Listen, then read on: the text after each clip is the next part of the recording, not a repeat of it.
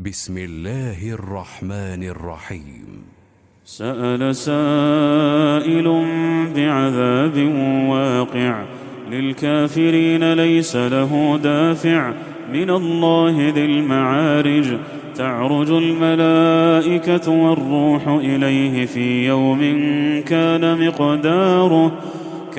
مقداره 50,000 سنة فاصبر صبرا جميلا إنهم يرونه بعيدا ونراه قريبا يوم تكون السماء كالمهل وتكون الجبال كالعهن ولا يسأل حميم حميما يبصرونهم يود المجرم لو يفتدي من عذاب يومئذ ببنيه وصاحبته وأخيه وفصيلته التي تؤويه ومن في الأرض جميعا ثم ينجيه كلا إنها لظى نزاعة للشوى تدعو من أدبر وتولى وجمع فأوعى إن الإنسان خلق هلوعا إذا مسه الشر جزوعا وإذا مسه الخير منوعا إلا المصلين الذين هم على صلاتهم دائمون والذين في أموالهم حق معلوم للسائل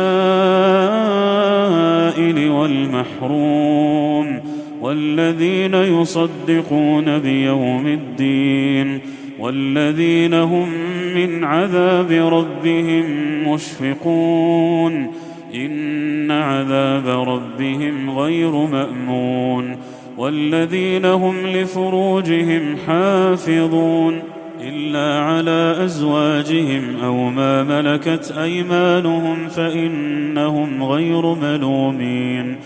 فمن ابتغى وراء ذلك فأولئك هم العادون والذين هم لأماناتهم وعهدهم راعون والذين هم بشهاداتهم قائمون والذين هم على صلاتهم يحافظون أولئك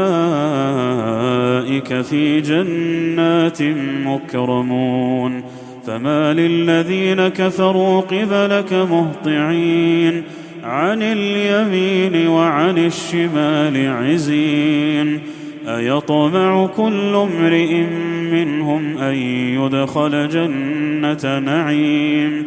كلا إنا خلقناهم مما يعلمون فلا أقسم برب المشارق والمغارب إنا لقادرون على أن نبدل خيرا منهم وما نحن بمسبوقين فذرهم يخوضوا ويلعبوا حتى يلاقوا يومهم الذي يوعدون يوم يخرجون من الأجداث سراعا كأنهم إلى نصب يوفضون خاشعة أبصارهم ترهقهم ذلة